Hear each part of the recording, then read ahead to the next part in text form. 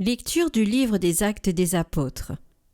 Le jour de la Pentecôte, Pierre, debout avec les 11 autres apôtres, éleva la voix et fit cette déclaration. Que toute la maison d'Israël le sache, donc avec certitude. Dieu l'a fait Seigneur et Christ, ce Jésus que vous avez crucifié. Les auditeurs furent touchés au cœur. Ils dirent à Pierre et aux autres apôtres, « Frères, que devons-nous faire ?» Pierre leur répondit, « Convertissez-vous et que chacun de vous soit baptisé au nom de Jésus-Christ pour le pardon de ses péchés, vous recevrez alors le don du Saint-Esprit. Car la promesse est pour vous, pour vos enfants et pour tous ceux qui sont loin, aussi nombreux que le Seigneur notre Dieu les appellera. » Par bien d'autres paroles encore, Pierre les abjurait et les exhortait en disant, « Détournez-vous de cette génération tortueuse, et vous serez sauvés. » Alors ceux qui avaient accueilli la parole de Pierre furent baptisés. Ce jour-là, environ 3000 personnes se joignirent à eux.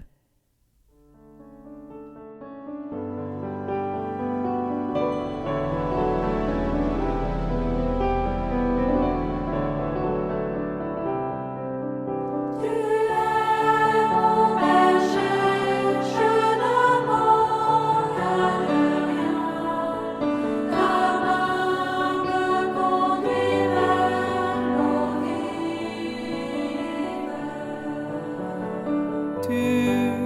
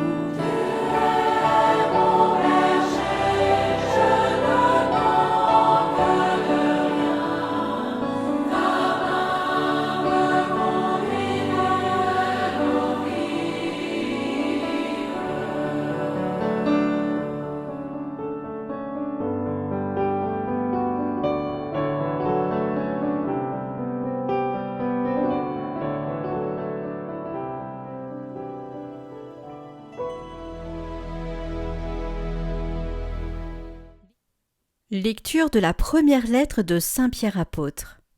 Bien-aimés, si vous supportez la souffrance pour avoir fait le bien, c'est une grâce aux yeux de Dieu. C'est bien à cela que vous avez été appelés, car c'est pour vous que le Christ, lui aussi, a souffert. Il vous a laissé un modèle, afin que vous suiviez ses traces. Lui n'a pas commis de péché. Dans sa bouche, on n'a pas trouvé de mensonge. Insulté, il ne rendait pas l'insulte. Dans la souffrance, il ne menaçait pas. Mais il s'abandonnait à celui qui juge avec justice. Lui-même a porté nos péchés dans son corps sur le bois, afin que, morts à nos péchés, nous vivions pour la justice. Par ses blessures, nous sommes guéris, car vous étiez errants comme des brebis, mais à présent, vous êtes retournés vers votre berger, le gardien de vos âmes.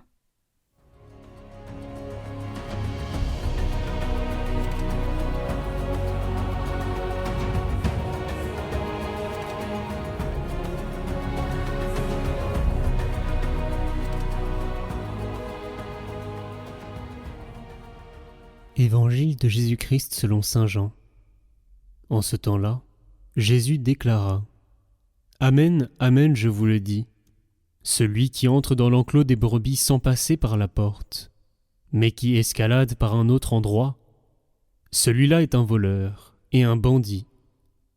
Celui qui entre par la porte, c'est le pasteur, le berger des brebis. Le portier lui ouvre, et les brebis écoutent sa voix. Ses brebis à lui, il les appelle chacune par son nom, et il les fait sortir. Quand il a poussé dehors toutes les siennes, il marche à leur tête, et les brebis le suivent, car elles connaissent sa voix. Jamais elles ne suivront un étranger, mais elles s'enfuiront loin de lui, car elles ne connaissent pas les voix des étrangers. Jésus employa cette image pour s'adresser aux pharisiens, mais eux ne comprirent pas de quoi il leur parlait. C'est pourquoi Jésus reprit la parole. Amen, amen, je vous le dis. Moi, je suis la porte des brebis. Tous ceux qui sont venus avant moi sont des voleurs et des bandits. Mais les brebis ne les ont pas écoutés. Moi, je suis la porte. Si quelqu'un entre en passant par moi, il sera sauvé. Il pourra entrer. Il pourra sortir et trouver un pâturage. Le voleur ne vient que pour voler, égorger, faire périr. Moi, je suis venu pour que les brebis aient la vie en abondance.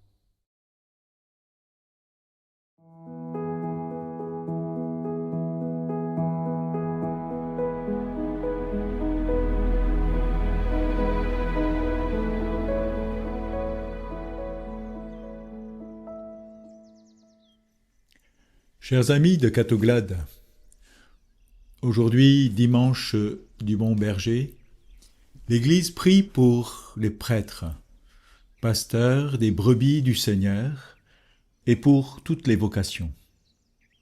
Seigneur, donne-nous de saints prêtres, donne-nous beaucoup de saints prêtres. Mais d'abord, réécoutons quelques phrases de la parole de Dieu reçues ce dimanche dans l'Évangile. Amen, amen, je vous le dis. Moi, je suis la porte des brebis. Si quelqu'un entre en passant par moi, il sera sauvé. Il pourra entrer, il pourra sortir et trouver un pâturage. Moi, je suis venu pour que les brebis aient la vie en abondance. Dans le psaume 22, si je traverse les ravins de la mort, je ne crains aucun mal, car tu es avec moi. Ton bâton me guide et me rassure. Tu prépares la table pour moi devant mes ennemis. Tu répands le parfum sur ma tête. Ma coupe est débordante.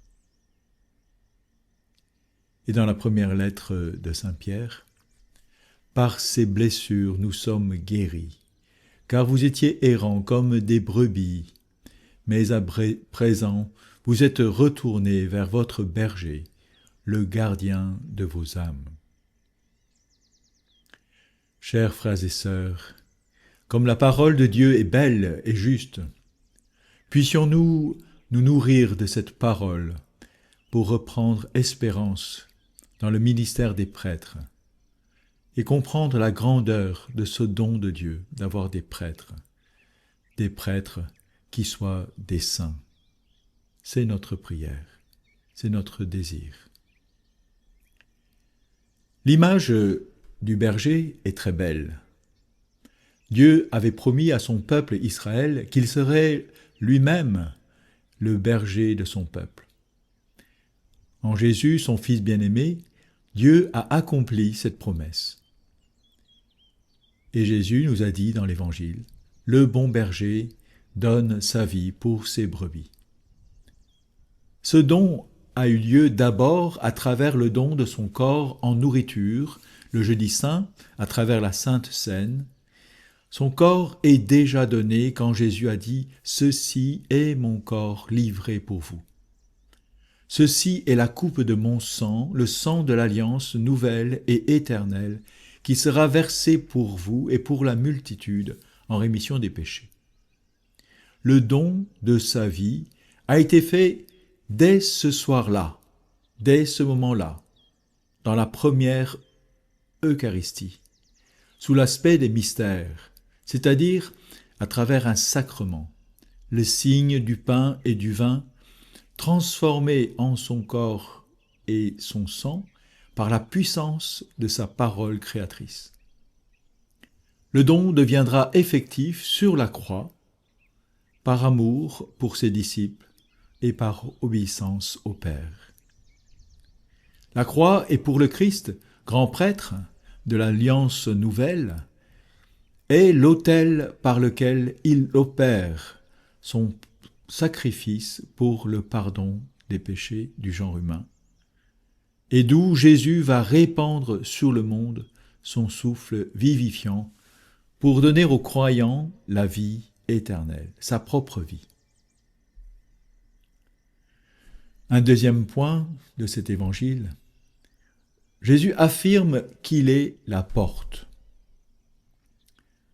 Réfléchissons au sens de ce qu'est une porte. La porte est l'ouverture entre deux espaces, intérieur et extérieur.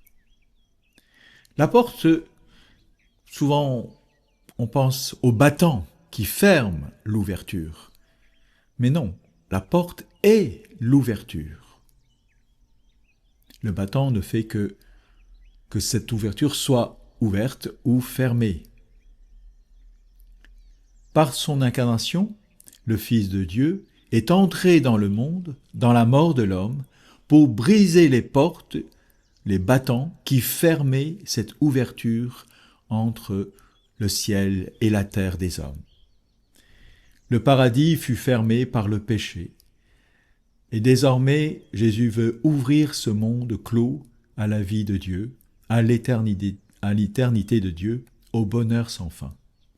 C'est pourquoi désormais, le croyant qui entre dans la mort ne craint rien, parce que, en vérité, comme dit le psaume, « Si je traverse les ravins de la mort, je ne crains aucun mal, car tu es avec moi, ton bâton me guide et me rassure. » Cette ouverture est définitivement présente, dès à présent, dans notre monde, dès ici-bas, à travers notre vie humaine, avec ses temps de joie et de bonheur, comme en ces heures de peine et de combat, ces heures d'échec même, de mort. Nous pouvons faire l'expérience de la possibilité d'un passage, d'une Pâque. Si quelqu'un entre en passant par moi, il sera sauvé. Il pourra entrer, il pourra sortir et trouver un pâturage. La condition de ce passage, c'est de s'appuyer non sur nos propres forces pour nous faire justice, mais par la foi et la charité, la confiance en notre bon berger, de laisser le Christ nous amener avec lui dans sa victoire, victoire sur la haine, l'injustice et la mort, victoire dans la charité, dans la paix, dans l'amour que nous pouvons donner, dans le pardon à ceux qui nous ont offensés.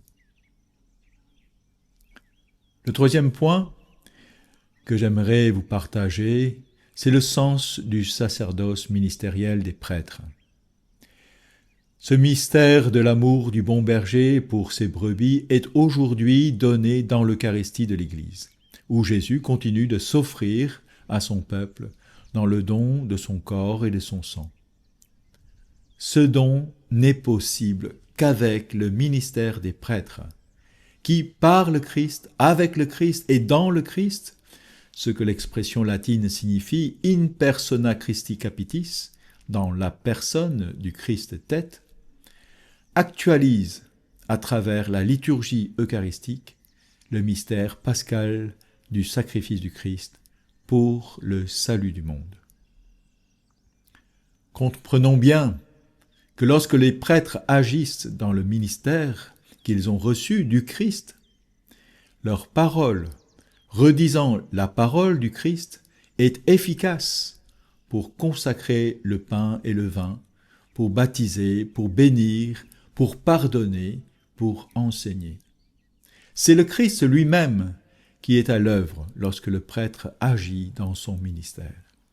C'est lui que nous devons voir à travers le prêtre et ses faiblesses et ses limites. Cela n'enlève rien à la personne humaine du prêtre, qui en dehors du ministère reste un pauvre homme, pécheur, comme tout homme.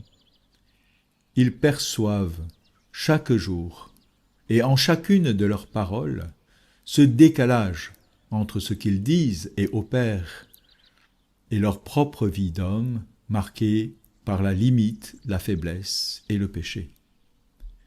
Et ils perçoivent cruellement cet écart chaque jour, en chacune de leurs paroles, ce décalage entre ce qu'ils disent et opèrent et leur propre vie d'homme marqué par la limite, la faiblesse et le péché.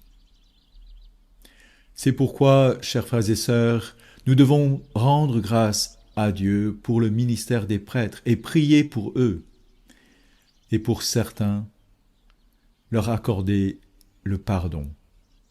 Non pas pour excuser l'acte inexcusable, mais à l'homme pécheur, comme le Seigneur nous le commande, accorder notre pardon.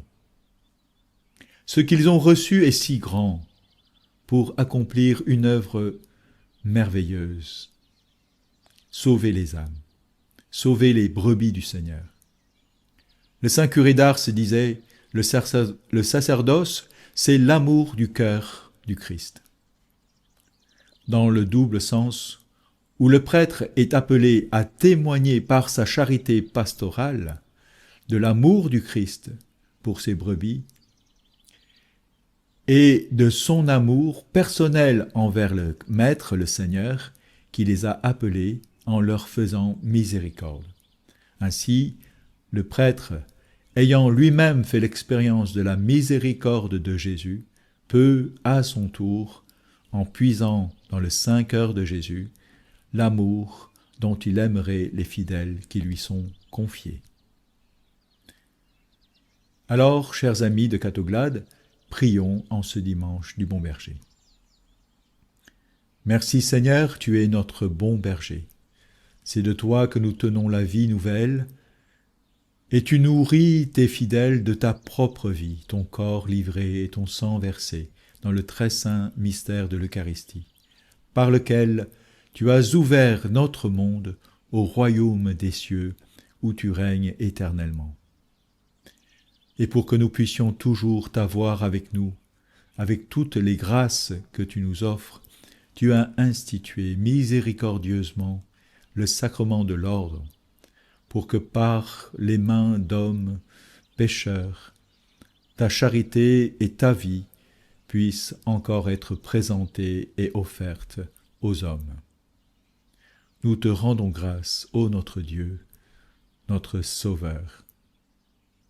Amen.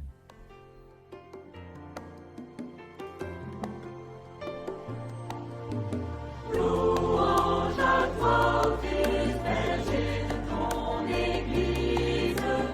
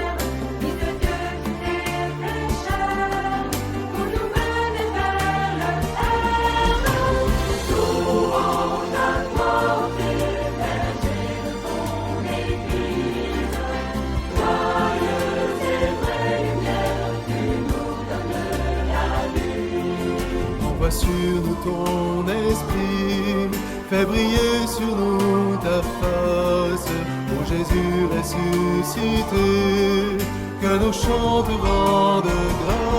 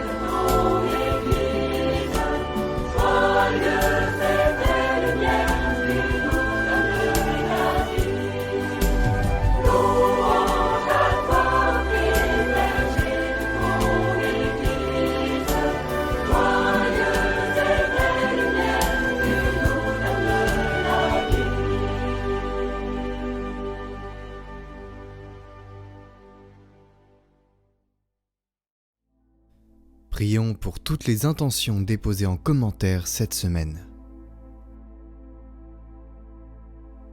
Notre Père qui êtes aux cieux, que votre nom soit sanctifié, que votre règne vienne, que votre volonté soit faite sur la terre comme au ciel.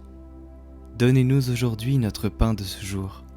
Pardonnez-nous nos offenses, comme nous pardonnons aussi à ceux qui nous ont offensés. Et ne nous laissez pas entrer en tentation, mais délivrez-nous du mal. Amen. Je vous salue Marie, pleine de grâce, le Seigneur est avec vous. Vous êtes bénie entre toutes les femmes, et Jésus, le fruit de vos entrailles, est béni. Sainte Marie, Mère de Dieu, priez pour nous, pauvres pécheurs, maintenant et à l'heure de notre mort. Amen. Gloire au Père et au Fils et au Saint-Esprit, comme il était au commencement, maintenant et pour les siècles des siècles. Amen.